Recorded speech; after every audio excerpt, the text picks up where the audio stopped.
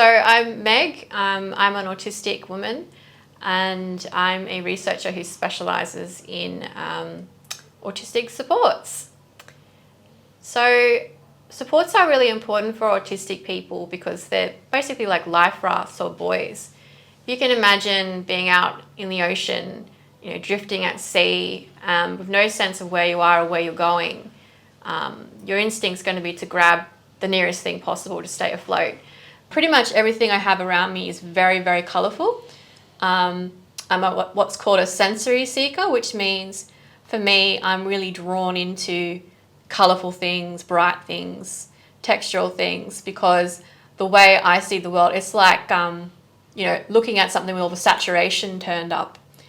So another really important and common aid, and might not look like this, is headphones. So a lot of autistic people have difficulties in filtering out noise and kind of be able to put like loud sounds in the distance.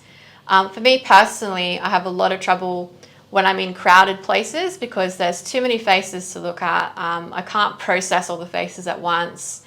It gets very stressful in big crowds, and also the noise of everyone talking in that. You're listening to happy music and you can't hear all the voices. I'm able to go out to the shops, do all my errands. I'm able to go for a walk. So that's quite significant for me, particularly listening to electronic dance music, pop music, heavy metal, all has the same kind of tempo. And sometimes when I'm feeling really quite stimmy, so I've got a lot of energy I need to release because I've read something really exciting, or I've got a lot of work today that I need to do, I'll often put this headset on and I'll just run around the block or run up and down the length of my house to try and regulate again so I can keep working. This is Aibo. It's a robot dog made by a company called Sony in Japan.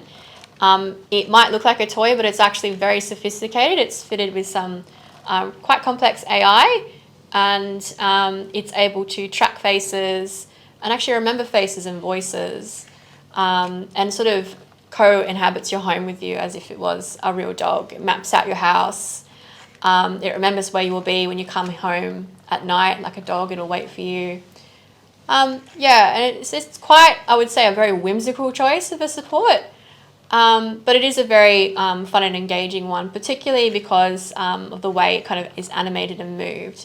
So a lot of the supports I have play a kind of real key role. I think of Donna Haraway's Cyborg in many ways. They're kind of extensions of myself, or ways of anchoring or connecting myself to both the real world and I guess a more fantastical, other optimistic world where autistic people can belong. So I'm Izzy. I am non-binary. I am currently studying honours in criminology and also working at UNSW as a project officer. And I'm autistic. I think having supports and having them, especially like in the workplace or studying, is really important because it means that I can sort of do the work that's really important to me and that I'm both good at doing and that I want to do. So the ear defenders, these ones are actually like, construction grade. So they really do like block things out. Like they're made to be, to protect your ears from damage from things like construction noise. So they're really heavy duty. So sometimes, just especially working in an office, especially in an open plan office, like so many offices are now, you've just got these various noises of people talking, people, typing, people clicking, people walking around, doors opening and closing, just absolutely everything. And until you actually, I think so much of it is just the various noises. I can just pop these on, if anyone needs me, they can send me a message rather than talking to me. And then at the other end of the spectrum, I do have headphones as well. So these are not headphones, they're not technically noise cancelling headphones. But sometimes you just want to be able to either listen to white noise or listen to music and kind of drown things out as well. Yeah, I think it works when it's music that you know really well, and so you're not wondering what's going to happen next. I think it just provides like a kind of, I guess, safe. I don't know that that's quite the right word, but I think predictable is probably a better word. It kind of provides this predictable stimulus that is blocking other sounds, but that you can kind of put to the back of your mind if you need to. So I live by myself, but with my cat called Chester. He is 5 years old and he's ginger. I think animals are a lot more predictable. I think they're not expecting you to know these unspoken rules that you apparently everybody knows and that you just need to pick up without being told. You know, they just don't care about any of that stuff.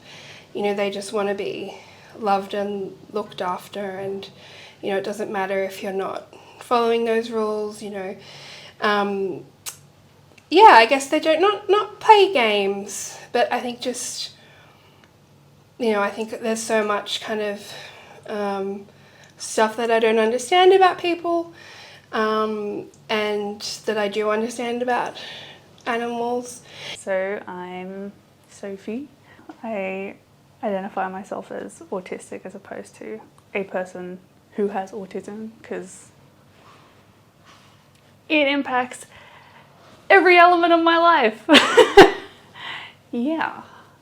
I'm always the one with the eclectic fashion. I always have, you know, like cats. And I'll have like the matching earrings, and I'll have the fun nails and the bright colours. I have my desk set up where everything is in its spot and it looks perfect and aesthetic and glittery and sparkly and beautiful, and I can put all the things that I love, the animes that I really connect with, everything, and I like plaster it all up on my walls. And when I'm really burnt out, like, I will get up, I will go to my bed, I will lie in my bed, because it is my favourite place. It is my safe space. It is where I keep my plush toys. It's where I have the soft. It's where I have my pillow. My pillow as well also has a silk pillowcase on it. And I can just sit in that. So I'm really dependent on my phone. And of course as well, like, my phone is where I keep like thousands and thousands and thousands of photos of like the anime that I like. So that's really important for me. And it also means that I can get through social situations. So sometimes when I'm speaking with someone, I'll be like, I'm not ignoring you. I promise. I just need to zone out a bit. And so I'll literally get out my phone and I'll start, you know, like playing a game or like doing something. And that way I'm still there with them and I can stay in the room with them. Otherwise I would just need to leave. I wouldn't be able to cope.